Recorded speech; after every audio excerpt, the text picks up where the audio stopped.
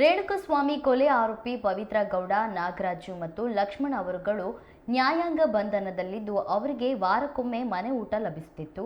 Trial ಕೋರ್ಟ್ಗೆ ಅರ್ಜಿ ಸಲ್ಲಿಸಿ ಈ ಮೂವರು ಜೈಲಿನಲ್ಲೇ ಮನೆ ಊಟ ಸಿಗುವಂತೆ ವ್ಯವಸ್ಥೆ ಮಾಡಿಕೊಂಡಿದ್ರು. ಪೊಲೀಸರ ಮೇಲ್ಮನವಿಯ ಬಳಿಕ ಪ್ರತಿದಿನ ಅಲ್ಲ, ಬದಲಿಗೆ ವಾರಕ್ಕೊಮ್ಮೆ ಮನೆ ಊಟ ಕೊಡಬಹುದು. ವೈದ್ಯರು ಸಲಹೆ ಕೊಟ್ಟರೆ ದರ್ಶನ್ ಸೇರಿದಂತೆ ಪ್ರಕರಣದ ಎಲ್ಲ ಆರೋಪಿಗಳಿಗೂ ಮನೆ ಊಟ ಕೊಡಬಹುದು ಎಂದಿದ್ರು. ಆದರೆ ಇದೀಗ ಈ ಆದೇಶಕ್ಕೆ ಹೈಕೋರ್ಟ್ ತಡೆ ನೀಡಿದೆ.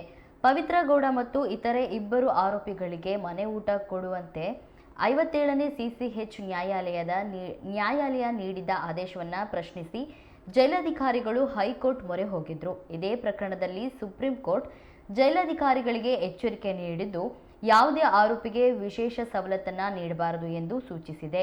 ವಿಶೇಷ ಸವಲತ್ತು ನೀಡಿದ್ದಲ್ಲಿ ಕ್ರಮ ಜರುಗಿಸುವುದಾಗಿ ಎಚ್ಚರಿಕೆ ನೀಡಿದೆ.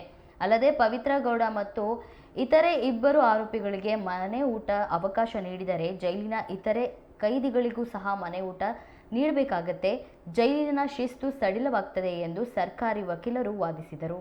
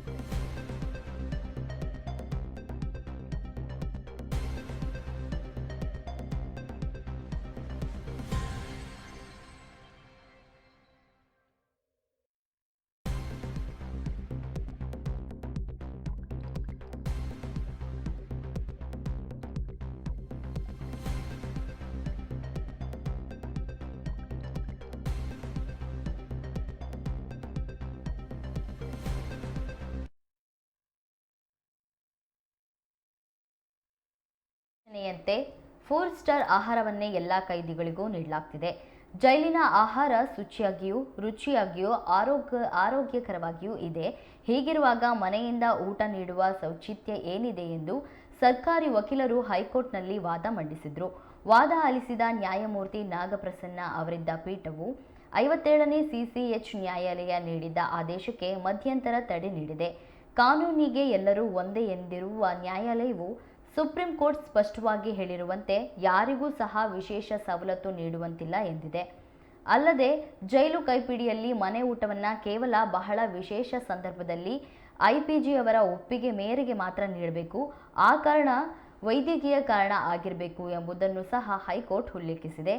ಪವಿತ್ರ ಗೌಡ, ನಾಗರಾಜು ಮತ್ತು ಲಕ್ಷ್ಮಣ್ ಅವರುಗಳು ಜೈಲಿನಲ್ಲಿ ಇದ್ದಾಗಿಯೂ ವಾರಕ್ಕೊಮ್ಮೆ ಮನೆ ಊಟ ಸವಿಯುತ್ತಾ ವಿಶೇಷ ಸವಲತ್ತನ್ನು ಅನುಭವಿಸುತ್ತಿದ್ದರು. ಆದರೆ ನ್ಯಾಯಾಲಯದ ಆದೇಶದಿಂದ ವಿಶೇಷ ಸವಲತ್ತಿಗೆ ಕತ್ತರಿ ಬಿದ್ದಿದ್ದು ಸಂಪೂರ್ಣವಾಗಿ ಜೈಲೂಟವೇ ಗತಿಯಾಗಿದೆ.